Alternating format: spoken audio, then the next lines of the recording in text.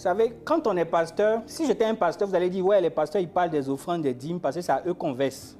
Moi, la première fois que j'ai gagné 1 million, je suis allé donner ça à l'église. Et ce jour-là, quand je suis rentré, j'ai senti dans mon esprit que j'étais devenu millionnaire. Pourtant, je n'avais plus rien. Depuis ce jour jusqu'à présent, 1 million de francs CFA, ce n'est plus de l'argent pour moi. Parce que le son de ma voix, c'est-à-dire les millions obéissent au son de ma voix. Je n'ai plus jamais manqué de millions jusqu'à ce jour. Ça, c'était mon premier million. Et ce qui fait que chaque fois que je veux passer à un autre niveau financier, je cherche à avoir la semence du niveau.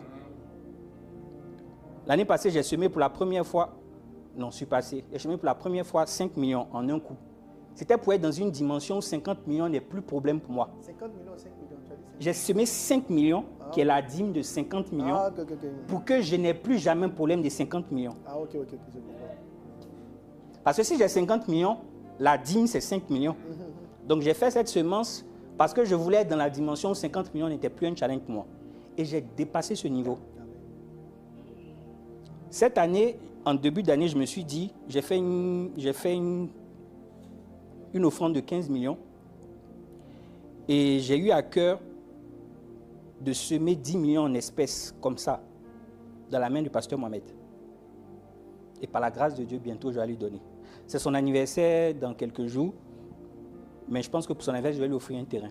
Ça, j'ai déjà pris cette résolution. Donc, quand on parle de dîmes et d'offrandes, beaucoup de gens ne comprennent pas pourquoi il faut le faire. Et je vais beaucoup en parler demain à ceux qui seront là le vendredi. Je referme la parenthèse. Ça, ça ne faisait pas partie de mes points. Je referme la parenthèse et puis je reviens aux gens qui avaient l'argent. Ça, j'ai juste dit ça pour que vous soyez délivrés du principe de l'argent. Vous savez, parmi les choses qui vont vous aider à avoir beaucoup d'argent, quand vous devenez riche pour Dieu, vous devez être à l'aise avec l'argent. L'argent est un moyen. Je referme la parenthèse. Et la dîme même, ça délivre le cœur. C'est-à-dire, plus tu apprends à donner facilement.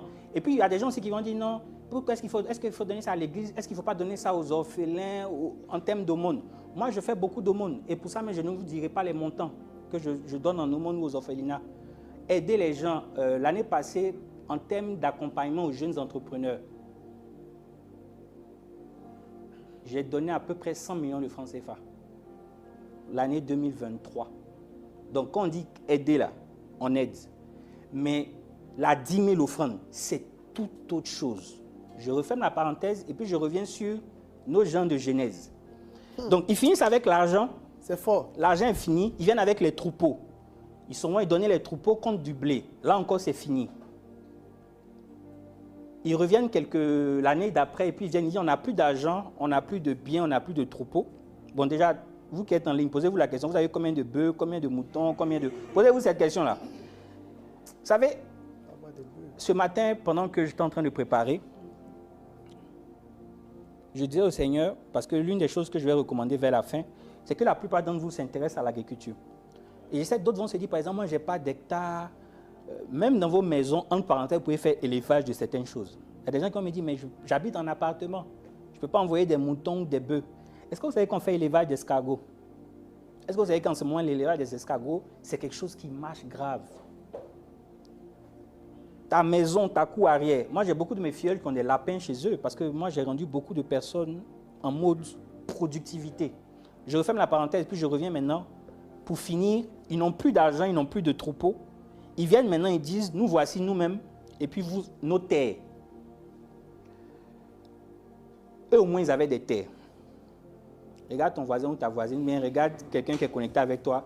Il faut dire, qu'est-ce que tu as comme terre? Si vous êtes en Côte d'Ivoire, la Côte d'Ivoire, c'est 322 462 km². Quand on enlève certains cours d'eau, etc., tu as combien de terre en Côte d'Ivoire?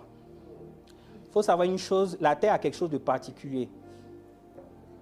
Chacun de nous vient peut-être, à moins que vous ne soyez pas ivoirien, vous êtes d'un village. Tu peux être du nord, du sud, de l'est à l'ouest.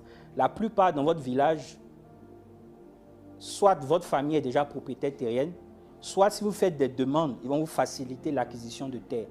Seulement, il y a des gens qui se disent, quelle utilité pour moi d'avoir un terrain à Korogo, à Man, à Sinimatiali, à l'épée, à Memni, à Boisseau, parce que vous n'avez même pas compris même que la terre est spirituelle. Mais la Bible dit à celui qui a, on donnera. Le fait de commencer à voir va te qualifier pour en avoir encore. Mais comme tu ne respectes pas la terre de tes ancêtres, ce n'est pas la terre des étrangers, tu vas commencer à posséder. Donc ils viennent, ils disent, nous n'avons pas de terre.